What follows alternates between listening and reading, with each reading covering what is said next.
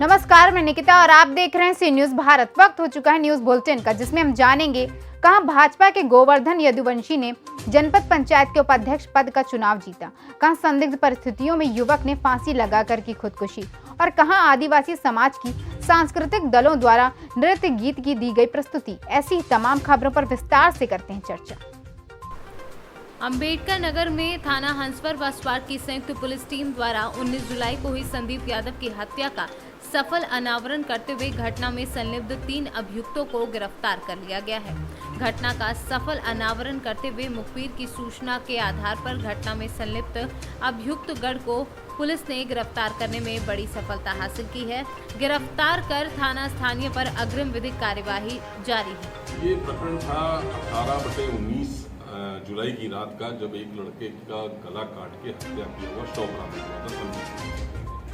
उसके बाद से उसके भाई द्वारा एक FIR लिखवाई गई, जिसमें कुछ लोगों को नामजद किया गया और ये कहा गया और उस बात की पैरवी की गई कि इन्हीं लोगों ने हत्या करके इसका शव फेंक दिया है।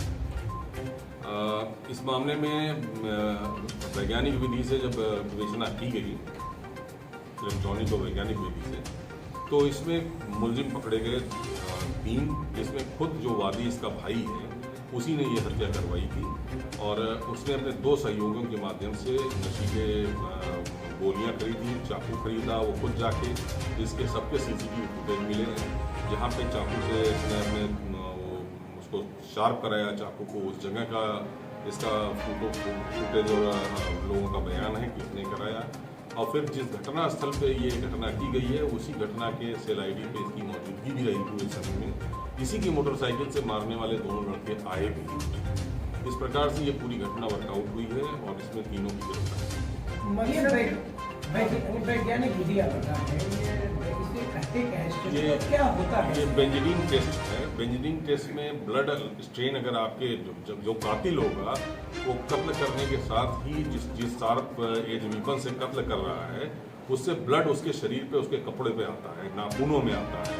तो बेंजामिन टेस्ट के माध्यम से ये चीज़ क्लियर हो जाती है कि ये व्यक्ति इस खून से कनेक्टेड है और वही तरीके से कनेक्ट हो गए थे। ये भाई के भी, इसके मृतक के भाई के हाथ में भी खून मिला था, मारने वालों के हाथ में भी और कपड़ों में भी खून मिला था। भाई ने भाई की हत्या की, इसके पीछे वो वजह क्या? इसके पीछे 2 वजह है। एक तो एक महिला मित्र है जिस दोनों के बीच कॉमन थी, जिसकी प्रतिस्पर्धा थी दोनों भाइयों के बीच में। दूसरी बात संपत्ति का विवाद था। तीसरा एक एंगल और भी है कि जिन लोगों को नामजद किया गया है उन लोगों से पैसा लेके समझौता करना, जैसा कि ये मुलजिम ने अपने बयान में ही बताया। अंबेडकर नगर से कैमरा पर्सन धीरेन्द्र नाथ वर्मा के साथ अजय कुमार उपाध्याय की रिपोर्ट। फिरोजाबाद के थाना शिकोहाबाद क्षेत्र के अंतर्गत गंगानगर में हिमांशु कठेरिया पुत्र उमेश चंद कठेरिया उम्र 24 वर्षीय ने संदिग्ध परिस्थितियों में फांसी लगाकर खुदकुशी कर ली। वहीं परिजनों में इस बात को लेकर कोहराम मचा हुआ है। सुबह देवी जी, क्या हुआ है? आपका बेटा कैसे करता है? अरे वो पति की नौकरी के लिए कर रहा, रोज शराब पी के फिर रोज आ रहा था, रोज घर में चले आज तो कोई बात नहीं हुई, खाना खाए के बस लेट जा रहा, बस कोई बात नहीं हुई आज तो। और फांसी लगा ले नौकरी के मारे। आपके पति किस में नौकरी करते थे? रोडवेज में। क्या उनके बारिश में लगना था? क्या परेशानी क्या आ रही थी? नहीं लग पा रहा था? परेशानी कोई नहीं, इंटर करवाई थी और इंटर के पेपर और मार्कशीट मिल जाती ताकि बात होती कि मैं नौकरी नहीं दे रही, तुम नौकरी दे रही, बच्चे ही कह रहे हो ऐसा कच्चू नहीं, हमने कोई बात नहीं, नौकरी तो नौकरी। क्या बड़े भाई वगैरह को आप लोग चाह रहे थे? क्या इन्हीं को चाह रहे थे नौकरी? कोई बात नहीं, सबकी नहीं जा रही से हो रही थी, नहीं चाहिए, पर जो शराब पियन लगो तब ऐसे सब लोग कहला कि जाने दिए, बस कोई और कोई बात नहीं। शराब ज्यादा पीते थे? शराब पी के नशा कर करके आ रहा तो रोज।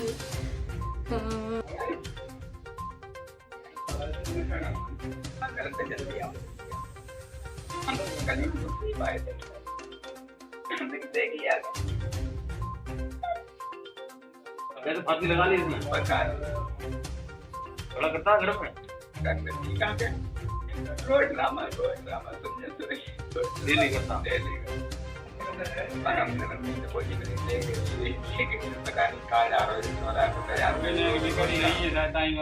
माँ भी कब तक पीछे रहेगी? आज 3-4 बार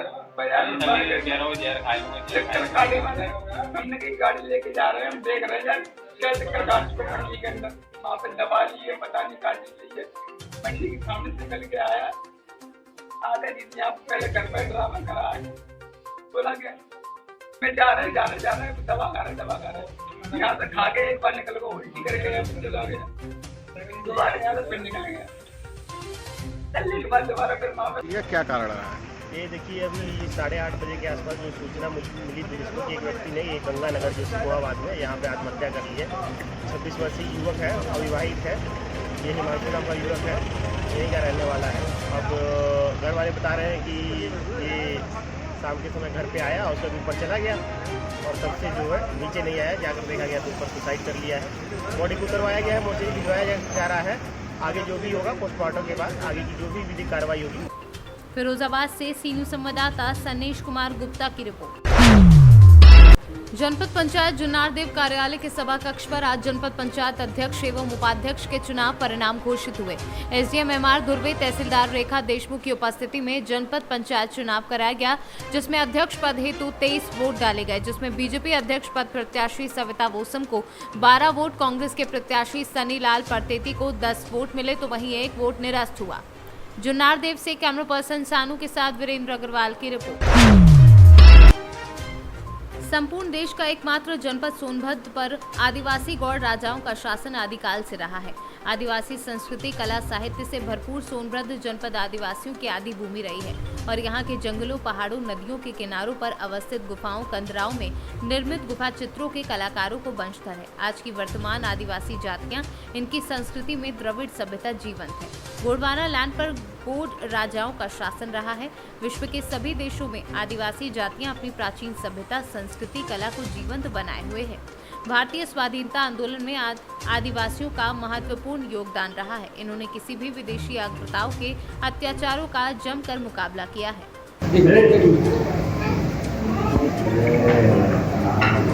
सभागार में आयोजित गोंडी नृत्य कला के कार्यक्रम में उपस्थित हमारे सभी कलाकार भाइयों एवं बहनों, सोनभद्र जनपद बिहार, झारखंड, छत्तीसगढ़, मध्य प्रदेश की सीमाओं से घिरा हुआ है और इन चारों राज्यों की संस्कृति की छाप हमारे सोनभद्र के आदिवासी कलाकारों पर दिखाई पड़ती है।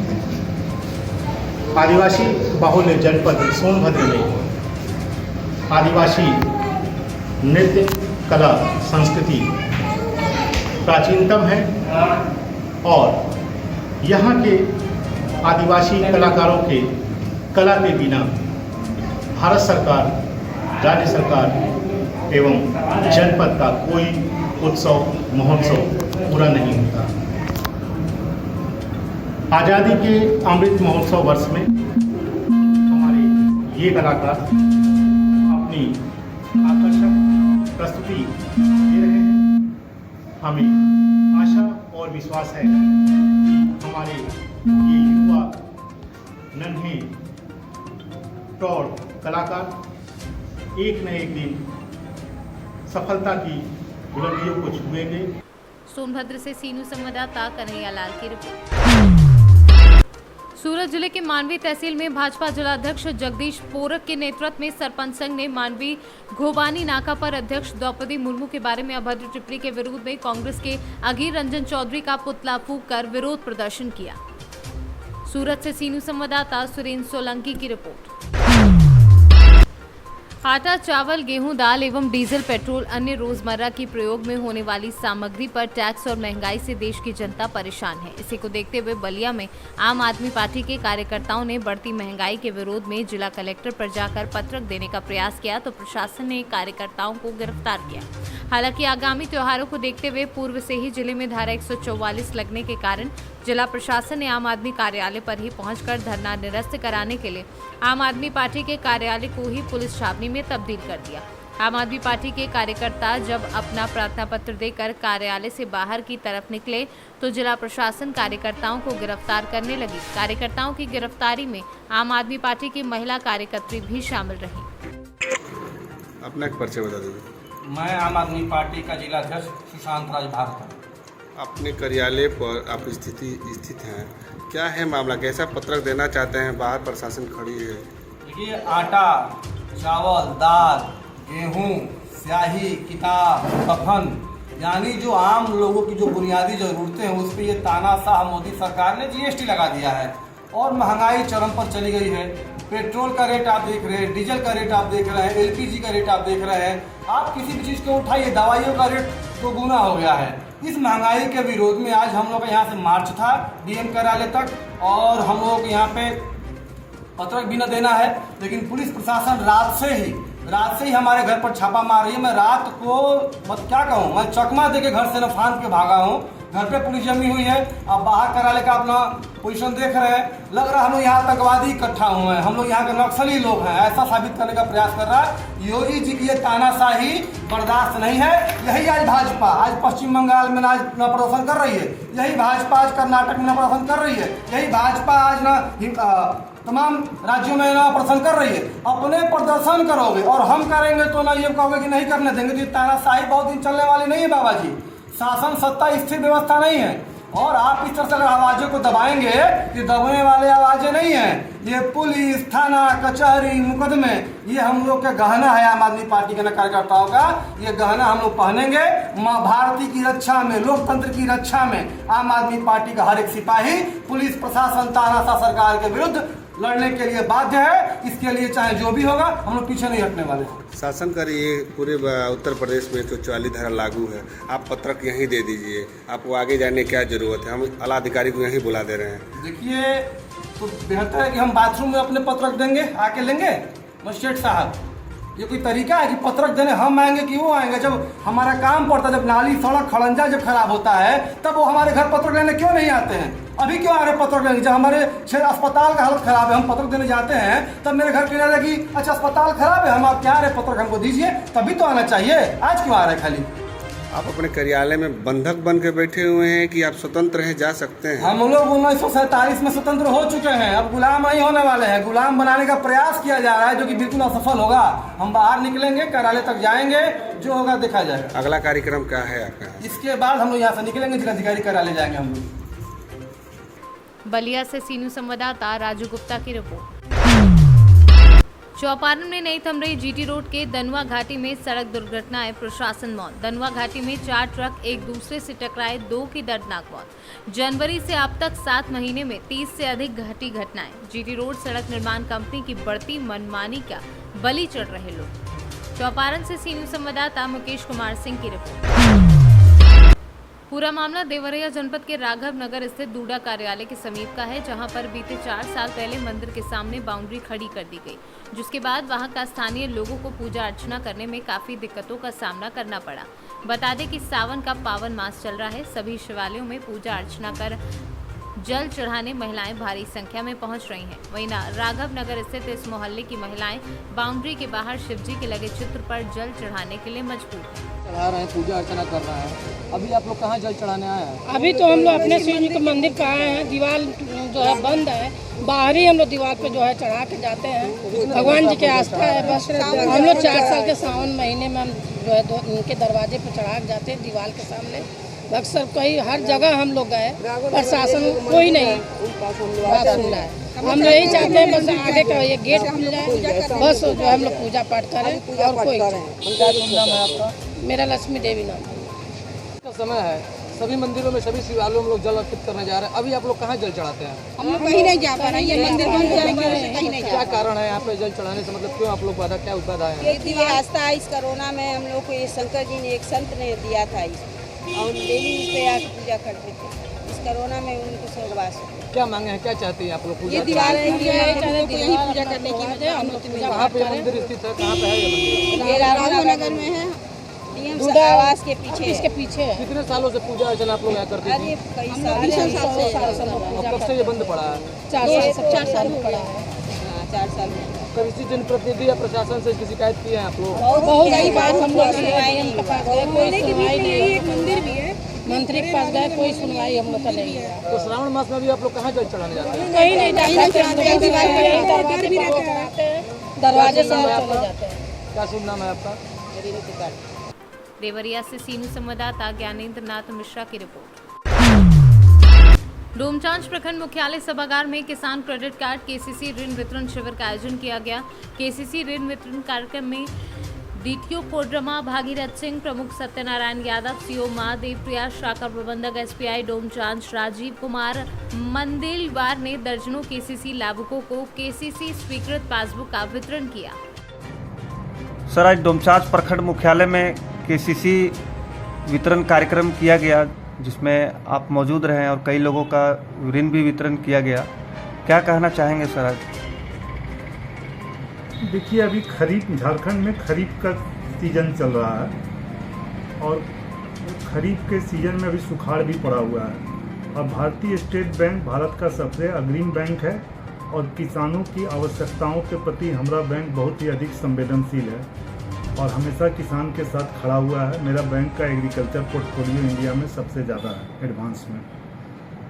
और जो भी वैसे किसान जो केसीसी पाने के लिए पूरी तरह से पात्र हैं, उनका इस एप्लीकेशन हम लोग को मिला। आज हम लोग 10 एप्लीकेशन सेंक्शन किए हैं और सभी का मेरे अभी फील्ड ऑफिसर को हम बोले हुए हैं, वो स्क्रूटनाइज कर रहे हैं सभी का एप्लीकेशन। तो जिनका आवेदन सही पाया जाएगा उसको हम लोग स्वीकृत करने में देर नहीं करेंगे। और जिनमें थोड़ी बहुत त्रुटियाँ भी रहेगी एप्लीकेशन में, तो वैसे कस्टमर को हम लोग बुला के भी सुधार करके उनका एप्लीकेशन में। मगर एक चीज़ है कि हम लोग सिविल पर विशेष ध्यान दे रहे हैं कि वो हम लोग सिविल से चेक कर लेते हैं कि उनका कहीं और भी बकाया नहीं है। और किसानों को एक संदेश देंगे हम कि बैंक का ऋण का उपयोग केवल कृषि कार्य में ही करें जिस काम के लिए लिया जा रहा है, और टाइमली बैंक पर चुकाने की मनोदशा रखें, क्योंकि उससे उनका रिपुटेशन भी बनेगा और बैंक को आगे भी ऋण देने में किसी को किसी तरह का परेशानी नहीं होगा और बैंक खुले दिल से आगे भी ऋण बांट सकती है। और एप्लीकेशन में किसान लोग अपना घोषणा पत्र, ज़मीन का लेटेस्ट रसीद और उनका सिविल का जो है सो हम लोग स्क्रूटनाइज करके और शीघ्रता से जितना आवेदन हो रहा है उसका निष्पादन करने का प्रयास कर रहे हैं। झारखंड से सीनू संवाददाता अनूप कुमार पांडे की रिपोर्ट। अकलेरा कस्बे के नेशनल हाईवे 52 पर नवनिर्मित तहसील भवन परिसर में गुरुवार को 75वीं आजादी का अमृत महोत्सव और सरकार के द्वारा चलाए जा रहे अभियान के तहत उपखंड अधिकारी प्रकाश चंदेलिया व नायब तहसीलदार बलराम मीना ने तहसील परिसर में पौधारोपण किया। इस दौरान उपखंड अधिकारी प्रकाश चंदेलिया ने नवनिर्मित बिल्डिंग का निरीक्षण कर पर्यावरण को बचाने के लिए सभी लोगों को अधिक से अधिक पौधारोपण करने का संदेश दिया। सर, आज यहाँ पे जो किस अभियान के तहत जो पौधारोपण किया गया? नेशनल हाईवे के पास में है ना, वो किया जा रहा है। इसके साथ में हमने सोचा कि उसकी भी शुरुआत कर रहे हैं, तो हमने इसमें तहसील कार्यालय में वही है जो किन किन प्रजातियों के जो यहाँ पे पौधे लगाए गए? नीम है, इसमें अशोक है और बाकी भी और हैं, इनके पौधे लगाए। सही, वो वृक्षारोपण के लेकर है जो आप स्थानीय जनता को क्या संदेश देना चाहेंगे? मैं स्थानीय जनता को यहाँ को ये संदेश देना चाहता हूँ कि दक्षिणी राजस्थान में जैसे जैसे जो रिपोर्ट्स आ रही है ना, ये फॉरेस्ट एरिया घटता जा रहा है और नॉर्थ राजस्थान में बढ़ता जा रहा है। तो दक्षिण राजस्थान जो हमारा जो फॉरेस्ट का मेन हब माना जाता है वो कम हो रहा है। इसलिए स्थानीय जनता भी है ना ज़्यादा से ज़्यादा पौधे लगाए और यहाँ पेड़ पौधे बढ़ने से आगे भविष्य में मतलब अपनी हेल्थ के हिसाब से बहुत ही ज़्यादा अच्छा है, जंगली जीव जंतुओं के लिए भी अच्छा है। राजस्थान से सीनियर संवाददाता भगवान सिंह राजावत की रिपोर्ट। फिलहाल के लिए इस न्यूज बुलेटिन में बस इतना ही। देश और दुनिया की तमाम खबरों के लिए देखते रहिए सी न्यूज भारत।